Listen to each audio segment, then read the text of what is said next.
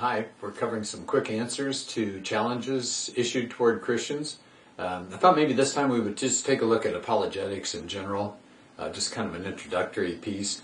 And keep in mind again that I've got a far more complete presentation on the website, and the book that I've put out also covers this. But let's start by defining apologetics.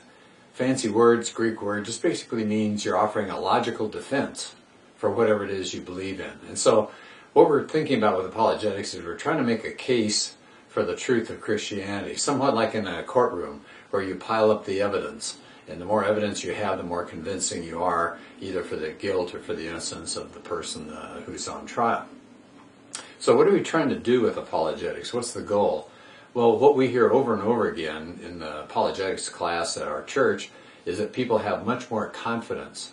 They feel much better about talking to other people because they know they have the truth behind them.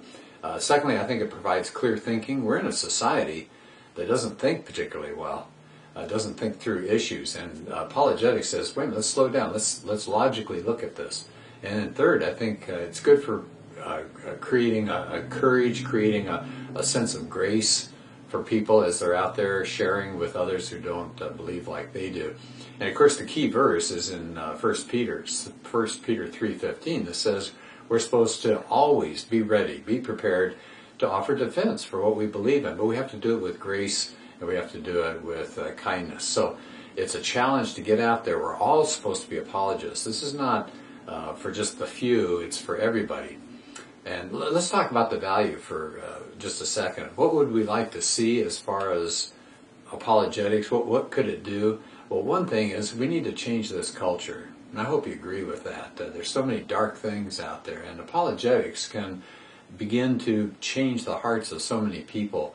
We want to show the value of truth. People don't believe much in truth anymore. Oh, whatever you believe, good for you. That's true for you, but not for me. And we want to say, no, there are such things as truth with a capital T. There are some totally true things out there. And then we want to have people realize that Christians can think. We've been stereotyped as real knuckle draggers, and that's not true at all. And we want to show the thinking quality of Christianity. And of course, the ultimate goal, the ultimate thing we want to do is to bring people, to draw them to Jesus. That's the whole point of this, isn't it? So what are some of the misconceptions? Let's talk about misconceptions for just a minute. Somebody says, oh, you're going to argue for the truth of the existence of God, for the reality of Jesus, for the Gospels being reliable, things like that. It sounds like you're going to do nothing but argue. You're going to get angry, and spit's going to fly, and the neck muscles are going to tense up, and the face gets red, and we start poking people in the chest and getting louder and louder. That's not true.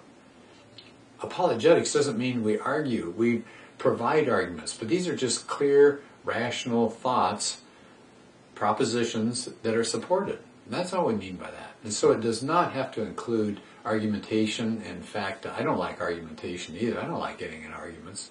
But we just exchange ideas, and we can do it with clarity, and we can do it with grace. In fact, we're commanded in 1 Peter to do it with grace. Well, here's another misconception. Who should be involved in it? Oh, maybe it's just for professors. Oh, maybe it's just for the elderly who've spent their whole lives studying the Bible. Oh, it's just for the intellectuals who like to pursue these sorts of things, like how many angels can dance on the head of a pin. Absolutely not true at all.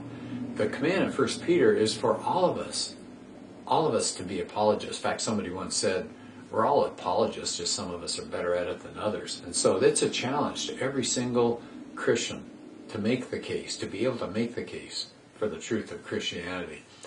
Here's another area where people have some misconceptions. What can it do and what can it not do? Well, what it can't do is save people. So we have to say that right off. We're not claiming that we go out and make the claim and people come to Christ because of us. That's up to God. And frankly, I love that because I don't want that kind of responsibility. I don't want to mess it up and feel like, oh, if I just said it differently, I could have brought this person to the kingdom, but instead I've driven him or her away. No, God does the work. We're like gardeners planting the seed. We just put the seed out there, and then it's going to grow or it's not going to grow. It's out of our control at that point. And so I think that's a huge misconception. It cannot save.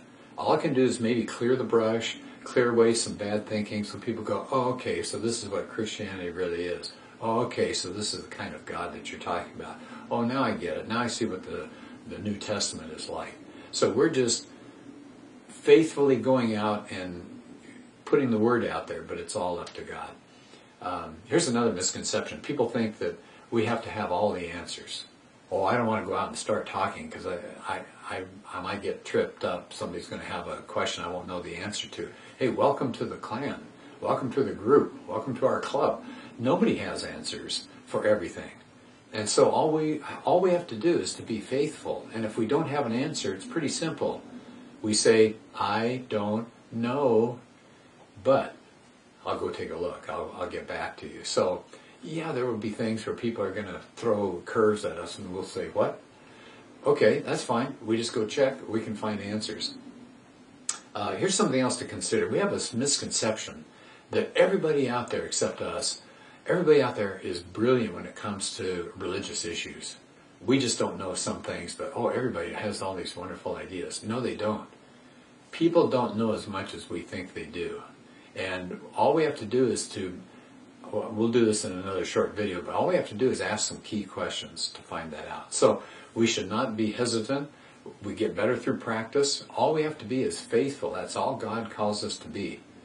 And so I hope you enjoyed this short answer section. We have many more, and I hope you have a chance to look at them. And again, more complete answers are on the website with lengthier lectures that I've done.